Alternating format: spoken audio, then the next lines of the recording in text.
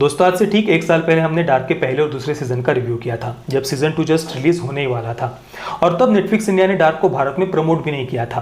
पर अभी अगर आपने देखा होगा, नेटफ्लिक्स इंडिया ने काफ़ी जोर शोर से डार्क को भारत में प्रमोट किया है। काफ़ी एक सोशल मीडिया पर पॉजिटिव माहौल उन्होंने बनाया है। यहाँ तक कि डार्क की जो कास्ट है, जो लीड एक्टर्स है डार्क के, उनसे नेटफ्लिक्स इंडिया ने भारत के जो फैंस है डार्क के, उनकी फ़ैन थियरीज पर रिएक्ट करवाया है। मैंने जब वो वीडियो देखा तो मुझे बहुत आश्चर्य हुआ, क्योंकि नेटफ्लिक्स इंडिया ने बहुत ही डम थियरीज, अब वो भारत के फैंस की थियरीज थी या नेटफ्लिक्स इंडिया ने अपने मन से वो क्वेश्चंस डार्क के कास्ट के सामने रखे थे, पता नहीं, पर बहुत ही ज़्यादा डम ऐसी थियरीज उन्होंने चुन चुनकर डार्क की कास्ट के सामने रखी थी। भारत के लोग इतने ज़्यादा डम नहीं है यार। पर एक बात पर अगर आपने ध्यान दिया होगा, देखिए डार्क की जितनी भी कास्ट है उन्होंने अपनी मातृभाषा में, जर्मन में बात की है। उन्हें पता था कि वे भारत के फैंस के साथ में बात कर रहे हैं, और ऐसा नहीं कि उन्हें इंग्लिश आती नहीं होगी, बिल्कुल आती होगी, लेकिन फिर भी उन्होंने जर्मन में बात की। तो कम से कम डार्क के जो कास्ट है उनसे ही हमें कुछ सीखना चाहिए। चलिए डार्क के सीजन 3 के बारे में बात करते हैं। देखिए डार्क के पहले सीजन में विंडन शहर के 4 परिवार, उन 4 परिवारों के 3 जनरेशन्स, उनका डार्क पास्ट, कुछ बनते बिगड़ते रिश्ते, इसके साथ में ही उनमें से कुछ सदस्यों का गायब होना, कुछ सदस्यों को न्यूक्लियर पावर प्लांट के नीचे की गुफा के वार्म होल के बारे में पता चलता है। ये सब हमें पहले सीजन में दिखाया था, और इसके साथ में ही टाइम ट्रैवल के कंसेप्ट से हमें इंट्रोड्यूस कराया गया था पहले सीजन में। इसके बाद में सेकंड सीजन में ये सीरीज टाइम ट्रैवल से एक स्टेप आगे जाती है और टाइम पैराडॉक्स के कंसेप्ट से हमारी पहचान कराई जाती है सेकंड सीजन में। और साथ में ही सेकंड सीजन में ये 4 परिवार तो थे ही, उनके 3 जनरेशन्स तो थी ही, इसके साथ में ही हर एक जनरेशन के उम्र के अलग अलग पड़ाव के अलग अलग कैरेक्टर्स थे। जैसे कि अगर जोनस का कैरेक्टर आप लेंगे तो उसकी युवावस्था, प्रौढ़ावस्था और वृद्धावस्था, ऐसे एक ही जोनस के 3 अलग अलग कैरेक्टर हमें देखने को मिलते हैं। इसी प्रकार से और भी कई सारे कैरेक्टर्स के उम्र के अलग अलग पड़ाव के अलग अलग कैरेक्टर्स से हमारी सेकंड सीजन में पहचान कराई गई थी। इसके साथ में ही पहले सीजन में केवल 3 टाइम पीरियड्स दिखाए गए थे, पर सेकंड सीजन में 5 टाइम पीरियड दिखाए गए हैं। और इस सब से थर्ड सीजन में सीरीज एक स्टेप और आगे जाती है। टाइम पैराडॉक्स के बाद में हमारी पहचान कराई जाती है मल्टीपल यूनिवर्स से। अब इस मल्टीपल यूनिवर्स के बारे में हमें सेकंड सीजन के एंडिंग में ही बताया गया था, जहां पर देखिए मार्था को एडम गोली मार देता है। तभी वहां पर एक नई मार्था आती है और वो जोनस से कहती है कि मैं तुम्हारी दुनिया से नहीं हूं, मैं एक अलग यूनिवर्स से हूं। तो तभी हमें पता चल गया था कि भाई थर्ड सीजन में हमें मल्टीपल यूनिवर्स, पैरेलल यूनिवर्स देखने को मिलने वाला है। अब देखिए सेकंड सीजन में जो इतने सारे कैरेक्टर्स थे ना, 4 परिवार, उनके 3 जनरेशन्स, हर एक जनरेशन के उम्र के अलग अलग पड़ाव के अलग अलग कैरेक्टर्स, ये सब तो थर्ड सीजन में है ही, पर इसके साथ में ही इस पूरे के पूरे यूनिवर्स की एक कॉपी हमें थर्ड सीजन में दिखाई गई है। यानी मान लीजिए सेकंड सीजन में अगर 200 कैरेक्टर्स थे तो थर्ड सीजन में डायरेक्टली वो 400 कैरेक्टर्स हो गए हैं, कि इस पूरे के पूरे यूनिवर्स की एक कॉपी हमें थर्ड सीजन में दिखाई दी गई है। और लगभग सारे के सारे कैरेक्टर्स सेम ही है, पर थोड़े बहुत कुछ कैरेक्टर्स के रिलेशंस वगैरह कुछ बदल गए हैं। इसके अलावा सीजन 2 में केवल 5 टाइम पीरियड्स थे, पर सीजन 3 में इतने सारे अलग अलग टाइम पीरियड से, इतने सारे अलग अलग समय में सीजन जंप करते जाता है कि हम उन सबको याद भी नहीं रख पाते। और सीजन 3 में केवल एक यूनिवर्स के अलग अलग टाइम पीरियड्स नहीं है, 2 अलग अलग यूनिवर्स के अलग अलग टाइम पीरियड्स है। इसलिए सीजन 3 कंटिन्यूसली अलग अलग टाइम पीरियड में, अलग अलग यूनिवर्स में जंप करते रहता है। इसके बाद में देखिए सीजन 1 और 2 में भी बहुत सारे अलग अलग कैरेक्टर्स थे, बहुत सारे अलग अलग टाइम पीरियड्स थे, पर उन सब बातों को बहुत ही सिंपल वे में और हर एक बात को एक्सप्लेन करते हुए हम सबके सामने रखा गया था। पर सीजन 1 और 2 जितना ज़्यादा सिंपल था, उतना ही ज़्यादा सीजन 3 कॉम्प्लिकेटेड है।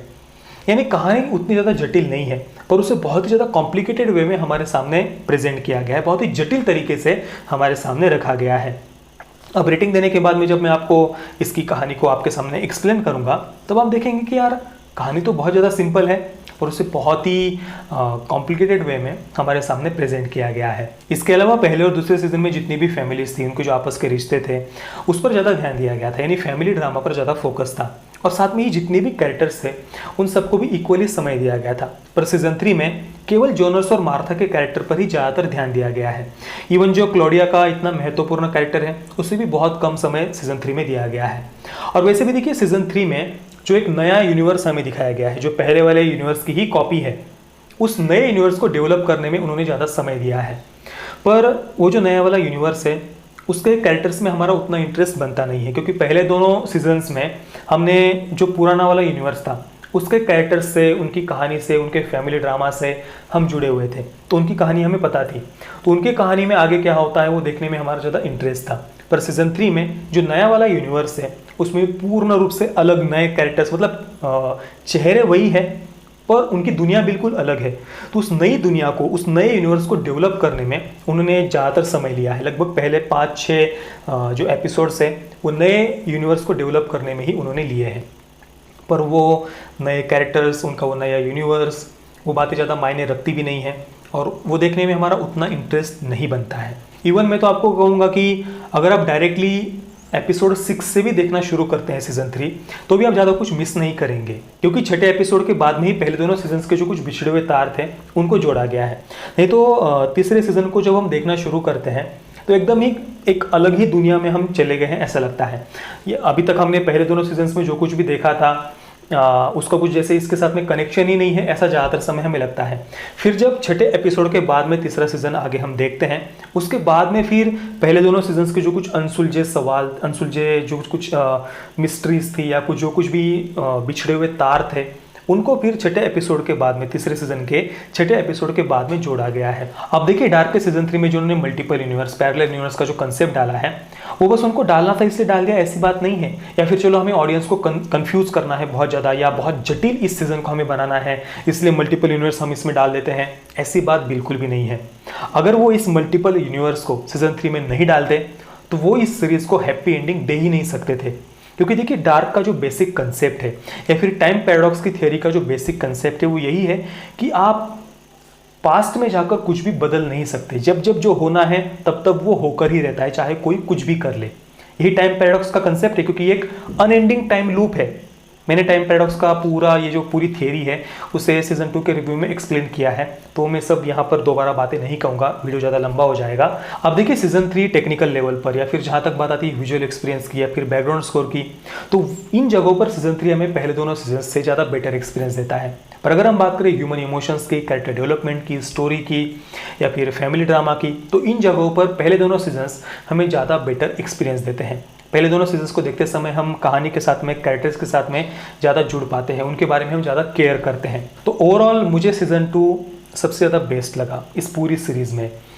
पर जितना ज़्यादा कॉम्प्लिकेटेड सीजन 3 था, इतने सारे कैरेक्टर्स, इतने सारे टाइम पीरियड्स, तो फिर भी जिस भी तरीके से उन्होंने सीजन 3 को हमारे सामने रखा है उसके लिए उनकी प्रशंसा हमें करनी होगी। तो मैं डार्क के सीजन 3 को दूंगा 8 आउट ऑफ 10 स्टार्स। अब यहाँ पर पेरेंटल गाइडेंस की आवश्यकता नहीं है, सीरीज़ में न्यूडिटी भी है, वायलेंस भी है, तो ये ऑब्वियसली परिवार के साथ में देखने जैसी चीज़ नहीं है। अब इसके बाद में हम सीजन 3 को एक्सप्लेन करने वाले हैं, तो इसके बाद स्पॉयलर्स आएंगे। अगर आपने ये सीरीज़ नहीं देखी है तो आप पहले सीरीज़ देख लीजिए, सीजन 3 देख लीजिए, उसके बाद में इसके आगे का वीडियो आप देखना। अब देखिए सीजन 3 का जो बेस है वो है एडम वर्सेस ईवा। एडम यानी जोनस का वृद्धावस्था का रूप और ईवा यानी मार्था का वृद्धावस्था का रूप। इन दोनों का ही उद्देश्य एक दूसरे से बिल्कुल ही अपोजिट है, अलग अलग है। अभी तक हमने पहले दोनों सीजन्स में जितने भी कैरेक्टर्स देखे थे वे सभी 2 हिस्सों में बट जाते हैं। कुछ एडम के साथ में है, यानी वे सिक मुंडस के सदस्य बन गए हैं, और कुछ ईवा के साथ में है। यहाँ तक कि एडम और ईवा उनके खुद के जो यंगर वर्जन्स है उनको भी प्यादों के रूप में यूज करते हैं, इस्तेमाल करते हैं। शुरुआत में हमें बताया जाता है कि यहाँ पर केवल 2 यूनिवर्स है। एक तो वो यूनिवर्स जो हम पहले दोनों सीजन्स तक देखते आ रहे थे, और दूसरा यूनिवर्स वो है जहाँ से मार्था आई थी सेकंड सीजन के एंडिंग में। अब ये जो दोनों यूनिवर्स है वो एक कड़ी के साथ में जुड़े हुए हैं, और वो कड़ी क्या है? वो कड़ी है मार्था के पेट में जो बच्चा होता है। अभी जो नई वाली मार्था है वो जब जोनस को अपने नए यूनिवर्स में लेके जाती है, सेकंड सीजन के एंडिंग में आपने देखा होगा मार्था जोनस से मिलने आती है और वो कहती है कि भाई मैं दूसरे यूनिवर्स से आई हुई हूँ, और उसके बाद में वो जब नई वाली मार्था जोनस को अपने यूनिवर्स में लेके जाती है तो वो दोनों वहाँ पर एक दूसरे के साथ में सोते हैं, और उसके बाद में जो मार्था है वो गर्भवती हो जाती है, और उसके पेट में फिर वो जो बच्चा है वो दोनों यूनिवर्स को जोड़ने वाली कड़ी है, जिससे एडम और ईवा दी ओरिजिन कहते हैं। अब इस ओरिजिन को एडम नष्ट करना चाहता है, यानी जो मार्था और उसके पेट का जो बच्चा है उसे एडम नष्ट करना चाहता है, ताकि ये पूरा साइकिल, उसका ये मानना होता है कि भाई तभी जाकर ये साइकिल रुक पाएगा। पर जो ईवा है वो मार्था और उसके पेट के बच्चे को, यानी दी ओरिजिन को वो बचाना चाहती है, और जो भी घटनाएं जैसे भी हो रही है वो उसी क्रम में होती रहे, ये ईवा चाहती है। पर आगे जाकर एंडिंग में सीरीज हमें बताती है कि भाई एडम और ईवा ये दोनों ही गलत थे, क्योंकि मार्था के पेट में जो बच्चा है वो ओरिजिन नहीं है। और फिर सीरीज में एंट्री होती है मेन हीरो क्लॉडिया की। क्लोडिया अभी तक केवल एक साइड कैरेक्टर थी, पर सीजन 3 के एंडिंग में वो एक मेन हीरो बनकर उभर कर सामने आती है। क्लोडिया को पता चलता है कि ईवा तो बस उसका यूज कर रही थी और एडम के तो वो विरुद्ध थी ही। फिर धीरे धीरे वो जब एडम और ईवा से अलग हो जाती है, खुद से कुछ बातों को वो इन्वेस्टिगेट करती है, खुद से कुछ वो अपनी चाल चलती है, फिर उसे समझ में आता है कि इस टाइम लूप को कैसे खत्म करना है, कैसे नष्ट करना है। और फिर सीजन 3 के एंडिंग में आकर वो एडम को बताती है कि ये जो दोनों के दोनों यूनिवर्स है, ये दोनों ही ओरिजिनल नहीं है। इन दोनों को नष्ट करके ही हम इस टाइम लूप को खत्म कर सकते हैं, समाप्त कर सकते हैं। क्लोडिया बताती है कि जिन्होंने इस टाइम मशीन को बनाया था, यानी एजी टेनहाउस, उनके बेटे, बहू और पोते की एक एक्सीडेंट में मृत्यु होने के बाद में बहुत दुखी होकर शॉक में एजी टेनहाउस ने इस टाइम मशीन को बनाना शुरू किया था। और उसी टाइम मशीन को बनाने के बीच में दौरान उस ओरिजिनल यूनिवर्स की 2 कॉपी बन गई थी। और अभी तक हमने जितने भी कैरेक्टर्स देखे थे पहले सीजन से लेकर के तीसरे सीजन तक, वे सारे के सारे कैरेक्टर्स उन दो कॉपी यूनिवर्स के ही थे, यानी ओरिजिनल यूनिवर्स अलग ही है। और जब ये 2 कॉपी यूनिवर्स बन गए थे, उसके बाद में ये पूरा टाइम लूप वगैरह शुरू हो गया था, ये सारा झंझट झमेला उसके बाद में ही शुरू हुआ था। तो क्लोडिया बताती कि अगर हमें इस टाइम लूप को रोकना है तो हमें ये जो 2 कॉपी यूनिवर्स है उन्हें नष्ट करना होगा, और उसके लिए हमें ओरिजिनल यूनिवर्स में पास्ट में जाकर उस एक्सीडेंट को रोकना होगा। तो अगर वो एक्सीडेंट होगा ही नहीं तो एजी टेनहाउस उस टाइम मशीन को बनाएंगे नहीं, तो सारा झंझट झमेला खत्म हो जाएगा। और फिर वो बिल्कुल वैसा ही करते हैं, जोनास और मार्था को वो पास्ट में भेजते हैं ओरिजिनल यूनिवर्स में, और फिर वो वहाँ पर जाकर उस एक्सीडेंट को रोक देते हैं। पर उससे क्या होता है, ये जो 2 कॉपी यूनिवर्स है, यानी जितने भी कैरेक्टर्स को हमने शुरुआत से अभी तक देखा था, वे सारे के सारे कैरेक्टर्स नष्ट हो जाते हैं। तो एक प्रकार से इन सभी पात्रों ने, इन सभी कैरेक्टर्स ने इस टाइम लूप को रोकने के लिए अपना बलिदान दे दिया था। और जो पैराडाइज शब्द आपने काफ़ी बार सुना होगा इस पूरे सीरीज में, कि जो सिगमुंडस का ये जो ग्रुप है वो एक अल्टीमेट पैराडाइज, एक स्वर्ग की जो उन्होंने कल्पना की हुई होती है, उसकी खोज में ही वो ये सब कर रहे होते हैं। तो एक प्रकार से उस पैराडाइज के लिए या फिर इस टाइम लूप को खत्म करने के लिए ये सारे कैरेक्टर्स अपना बलिदान दे देते हैं। अब उनका कोई भी अस्तित्व ही नहीं बचा है, अब पूरा का पूरा वो केवल एक ओरिजिनल यूनिवर्स बच जाता है फिर सीजन 3 के एंडिंग में। अब इस सीजन 3 के एंडिंग में मेरे मन में एक प्रश्न आया, वो प्रश्न मैं आपसे यहाँ पर पूछना चाहता हूँ। देखिए, मान लीजिए कोई व्यक्ति बहुत ज़्यादा दुखी है और उससे अगर कोई कहे कि भाई तुम अपना बलिदान दे दो तो तुम्हें एक पैराडाइज, एक स्वर्ग, ऐसी दुनिया में तुम्हें पहुँचा दूंगा जहाँ पर कोई भी दुख नहीं होगा, तो क्या वो व्यक्ति उस स्वर्ग के लिए, कोई भी समझदार व्यक्ति उस स्वर्ग के लिए क्या अपना बलिदान दे देगा? खुद की उस लाइफ को वो खत्म कर देगा? वो तो यही कहेगा ना कि यार, अगर कोई भी समझदार व्यक्ति हो, तो मैं बात कर रहा हूँ, तो यही कहेगा कि यार जैसा भी हो, जैसी भी ये है, ये मेरी लाइफ है, ये मेरा परिवार है, भले ही दुख हो, कुछ भी हो, मैं यहीं पर खुश हूँ। अब मरने के बाद में, मैं खुद को नष्ट करने के बाद में मैं कब सुखी रहूँगा या नहीं रहूँगा, वो किसने देखा है? जहाँ हूँ वहीं मैं सुखी रहूँ ना यार। वो सीजन 3 के एंडिंग में जब ये सारे कैरेक्टर्स खुद को ही नष्ट कर देते हैं, हालांकि उनकी एक लाइफ चल रही थी, भले वो जिस भी यूनिवर्स में हो, पर एक लाइफ तो थी उनकी, पर वो एक अल्टीमेट पैराडाइज के लिए कहिए या फिर एक इस टाइम लूप को रोकने के लिए, या एक ओरिजिनल, किसी एक ऐसे ओरिजिनल यूनिवर्स के लिए जिसके बारे में उनको पता भी नहीं है वहाँ पर कौन से कैरेक्टर्स होंगे उस ओरिजिनल यूनिवर्स में, या वो कैसी लाइफ जी रहे होंगे, उस एक ओरिजिनल यूनिवर्स के लिए वो खुद का बलिदान दे देते हैं, खुद का त्याग कर देते हैं, खुद की लाइफ को वो नष्ट कर देते हैं। तो ये थोड़ा सा मुझे मतलब उतना व्यवहारिक नहीं लगा, उतना ठीक, ये उतना लॉजिकल नहीं लगता है। और ऐसा भी नहीं कि उस ओरिजिनल यूनिवर्स में बाद में कोई उनको दुख आएगा ही नहीं, या बाद में कोई टाइम मशीन बनाएगा ही नहीं, या बाद में कोई अपोकलिप्स जो भी वो कहते हैं, बाद में कोई ऐसा भयानक दुर्घटना होगी ही नहीं, ऐसा तो नहीं है।